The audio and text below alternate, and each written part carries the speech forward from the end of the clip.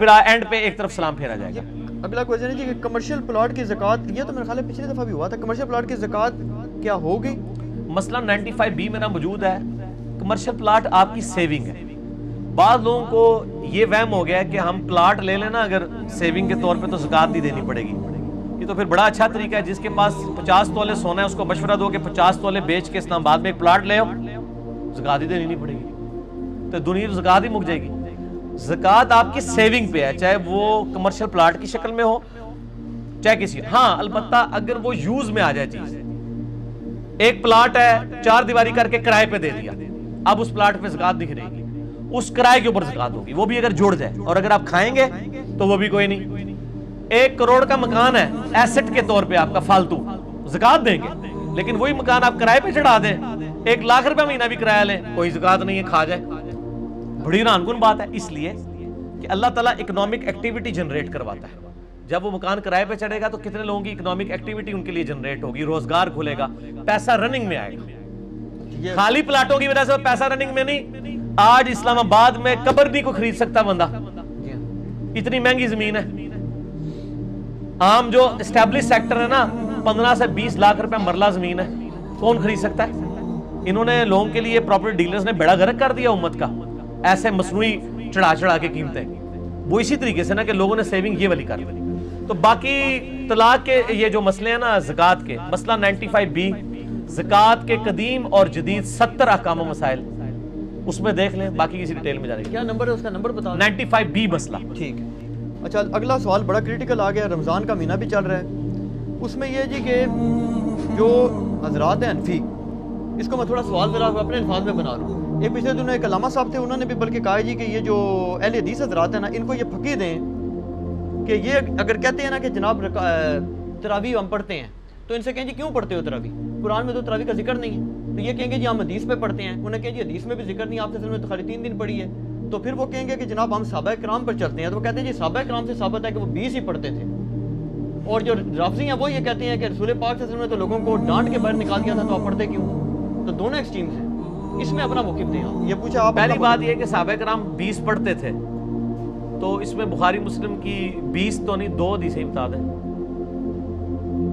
صرف ان کے کہنے سے ہو جائے گا۔ وہ کہتے ہیں ہم حدیث نہیں بتاتے، وہ کہتے ہیں صحابہ کا ہمارے پاس ایک اجماع چلا رہا ہے مسلمانوں، اجماع چلا رہا ہے تو ٹھیک ہے، وہ کہتے ہیں ہماری دلیل ہی ہے جی جی عام یا تراویح نہ پڑھو یا 20 پڑھو، جی اور شیعہ کہتے ہیں نہ پڑھو۔ جی جی پہلے تو سنیوں سے لڑ لیں، پھر شیعوں سے بھی لڑتے ہیں۔ پہلی بات یہ ہے کہ اس روایت پہ حدیث کی پہلی کتاب ہے الموطا امام مالک۔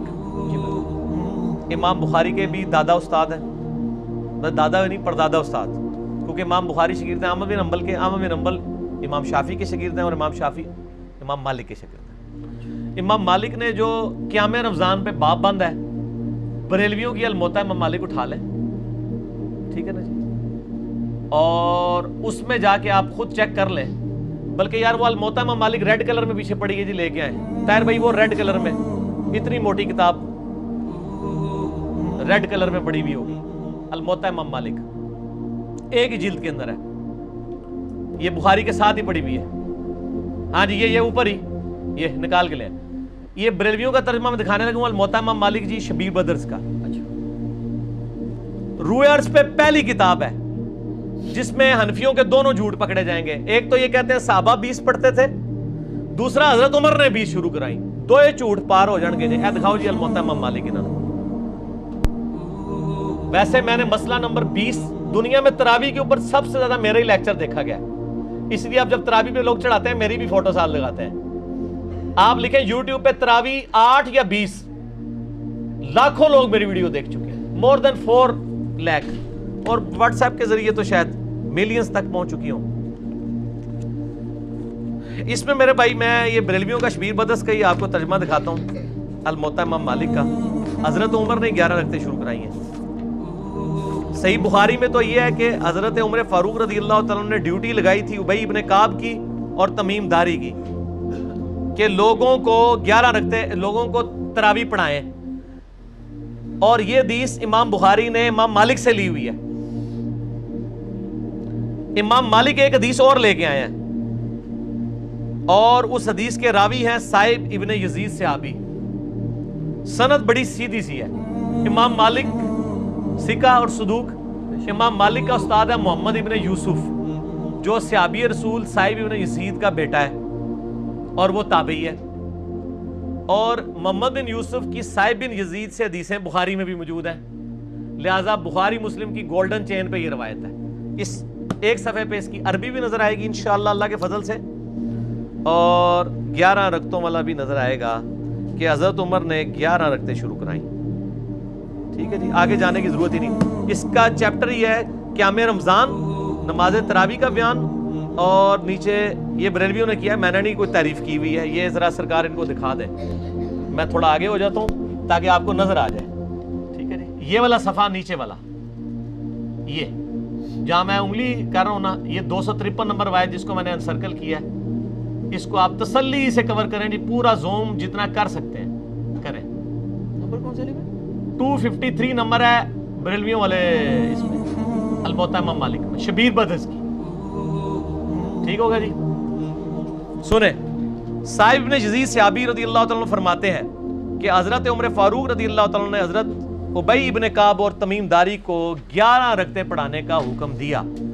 مزید فرماتے ہیں کہ امام ایک رکعت میں 100 آیات تلاوت کرتا تھا اور ہم لوگ لکڑی کے سہارے کھڑے رہتے تھے اور فجر کے قریب ہی نماز سے فارغ ہوتے تھے. قیام اللیل کا لفظ ہے, تراویح کا لفظ تو محدثین نے استعمال کیا, اصل لفظ ہے قیام اللیل, اور اس کے اوپر باب ہے قیام رمضان. یہ روایت حضرت عمر کی 11 شروع کروانے کو بتا رہی ہے اور صحابہ کی 11 کو بتا رہی ہے. اب یہ بتائیں 20 والی روایت ہماری مین سٹریم کی کس کتاب میں ہے؟ بخاری سے لے کے ابن ماجہ تک, الموطا امام مالک بھی بیچ میں شامل کر لیں, مسند احمد بھی شامل کر لیں, لے کے ہیں وہ روایت. یہ لے کے آتے ہیں مصنف ابن ابی شیبہ سے. پہلے تو یہ مانے کہ ان کی والی روایتیں کوئی نہیں بخاری مسلم میں, ہمارے پاس تو بخاری مسلم میں موجود ہیں, عائشہ کی بھی. میں نے اس لیے کہا, میرا کلپ لاکھوں لوگ دیکھ چکے ہیں, تراویح 20 یا 8, میں نے ایک ترتیب سے مقدمہ 45 منٹ میں سمجھایا ہے. فی الحال تو چونکہ ایک جھوٹ تھا, ایک جھوٹ کے لیے 3 لائنیں کافی ہیں. الموطا امام مالک انہوں کو تسی اپنا جعلی جڑا اجماع بنایا جے نا, بند کمرے چ بیٹھ کے بوجھ پا کے رکھو. انہی سے پوچھیں کہ امام مالک کیا 41 رکعتیں نہیں پڑھتے تھے نوافل کے طور پہ؟ ہمیں 20 سے چڑ نہیں ہے, ہم کہتے ہیں 40 پڑھے 100 پڑھے, کوئی مسئلہ نہیں, نفلی نماز ہے. آپ نے 20 فکس کیے, غلط ہے. نبی علیہ السلام کی رمضان یا غیر رمضان 11 رکعتیں ہوتی تھی. تابعین سے 20 رکعت بھی ثابت ہے, 41 بھی ثابت ہے, زیادہ بھی ثابت ہے, پڑھیں. ہم تو 20 کے کبھی مخالف نہیں رہے ہیں. ہم یہ کہتے ہیں, اور پھر یہ ہمیں مثال دیتے ہیں ارمین میں 20 ہوتی ہیں تو آپ بھی کریں. ارمین میں تو آمین بھی اونچی ہوتی ہے تو آپ بھی کریں. ارمین میں تو رفع الیدین بھی ہوتا ہے, آپ بھی کریں. ارمین میں تو اقامت بھی اکیری ہوتی ہے, آپ بھی شروع کریں. نال ٹھوس ہو جان گے, سا ہی نہیں نکلے گا. انہوں نے دلائل دیکھنے ہیں تو تسی بھی اپنے دلائل لے آؤ نا. ارمین دی دوست کس کو لگاتے ہیں آپ؟ اور ارمین میں بھی صرف مکے مدینے میں, مسجد الحرام و مسجد نبوی میں 20 ہوتی ہیں, باقی پورے سعودیہ میں, مکے مدینے میں بھی, ایون خانہ کعبہ سے واکنگ ڈسٹنس پہ باب العمرہ کی طرف جو مسجد ہے چھوٹی سی, اس میں بھی 11 رکعت ہوتی ہے. پورے سعودیہ میں 11 رکعت ہوتی ہے سر. ارمین میں ہوتی ہے, اور وہاں بھی 11 رکعت شروع کرائی تھی سعودی حکومت نے. بعد میں انہوں نے پنگا کیا, یہ لڑائی کرتے تھے وہاں جا کے, تو انہوں نے پھر 2 امام مقرر کر کے کسی طریقے سے ان سے جان چھڑائی بھی ہے. ان کے جو فتوے ہیں نا, امام کعبہ, یہ امام کعبہ کو دعوتیں تو دیتے ہیں نا یہاں پہ, امام کعبہ کے فتاوا بتائیں نا کیا ہے, 11 رکعت کے اوپر ہے یا 20 کے اوپر ہے. تو بال فی الحال تو ایک جھوٹ تھا, ہاتھی کے پاؤں میں سب کا پاؤں. ان کا جھوٹ تھا کہ حضرت عمر نے 20 شروع کرائی. میں نے الموطا امام مالک سے ثابت کیا کہ حضرت عمر نے 11 شروع کروائی. ٹھیک ہے جی. اس سے آگے ایک اور روایت ہے یزید بن رومان والی, اس میں وہ کہتا ہے کہ حضرت عمر کے زمانے میں لوگ 20 پڑھتے تھے. وہ اس سے آگے ہے, اس میں روایت ہے. سند صحیح نہیں, سند کوئی نہیں. یزید بن رومان نے حضرت عمر کا زمانے نہیں پایا, منقطع روایت ہے. میں اس لیے بتا رہا ہوں کہ کل کوئی پبلک کو دھوکا دیں گے, علی نے ساڈی علی نہیں دسی, علی نو پتہ نے تواڈے علیاں, اور یہ تواڈے علیاں نو پہلے میرے علیاں ہی ہوندیاں سن. مینوں پتہ نہیں سی کہ وہ تواڈے علیاں نے, اس واسطے میرے علیاں ہوندیاں سن. ٹھیک ہے نا جی, ہن نہ تواڈے علیاں نے میرے علیاں. اچھا, آپ شیعوں کا بھی جواب دے دینا جو بدعت کہتے ہیں. وہ کہتے ہیں رسول پاک صلی اللہ علیہ وسلم شیعہ بھی بدعت کہتے ہیں, اور آپ کے غامدی صاحب بدعت کہتے ہیں, اور آپ کے مولانا ساق صاحب بھی بدعت کہتے ہیں. شیعہ کے تو صرف کندھے پہ رکھ کے نہ چڑھائیں. نہیں, غامدی صاحب جی جی, غامدی صاحب نے تو ابھی کلپ ہے, ان کے سرے سے کوئی نماز ہی نہیں ہے. غامدی صاحب نے جو کچھ کہا بالکل ٹھیک کہا کہ تراویح علیحدہ سے کوئی نماز نہیں ہے. یہ نبی علیہ السلام پہ نماز فرض تھی, یہ نفلی نماز ہے, پڑھ لیں تو ثواب. غامدی صاحب کا جو کلپ شیعہ نے بھی اپلوڈ کیا ہے, میں اس کلپ کے ساتھ ہوں. جب آپ نیریٹو اتنا جعلی کھڑا کریں گے نا تو کاؤنٹر نیریٹو اسی طریقے سے آئے گا. جب آپ اپنی پبلک کو یہ کہیں کہ جو تراویح نہیں پڑھتا اس کا روزہ ہی نہیں ہوتا, تو تو سر پھر غامدی آپ کو صحیح اللہ تعالیٰ نے آپ کے اوپر مسلط کیا کہ وہ کہہ رہا ہے سرے سے نماز ہی نہیں ہے. بالکل ٹھیک کہہ رہا ہے. نمازیں دن رات میں کتنی ہیں شاہ جی؟ اور رمضان میں 5 ہوتی ہیں 6 ہوتی ہیں 5. تو تراویح سرے سے نماز ہی نہیں ہے, تو نفلی نماز ہے. اور یہ تو بخاری مسلم میں ہے کہ نبی علیہ السلام نے ڈانٹا تھا. بالکل صحیح ہے, آپ نے یہ ڈانٹا تھا کہ میرے ساتھ آ کے نہ شامل ہو, علیحدہ سے پڑھو. ہم بھی, حضرت عمر نے بھی, جو صحیح بخاری میں آتا ہے, تراویح شروع کرائی ہے. حضرت عمر نے تو خود پڑھی نہیں جماعت سے. انہوں نے کہا اس سے بہتر وہ ہے جو لوگ اپنے, اس لیے میں نے کہا تھا میرا وہ کلپ دیکھیں. اب آپ وہ ساری باتیں جو میں نے 40 منٹ کے کلپ پہ کی ہیں, میرا ٹائم نہ ضائع کریں, اگلا سوال کریں. ٹھیک ہو گیا؟ ٹھیک ہو گیا.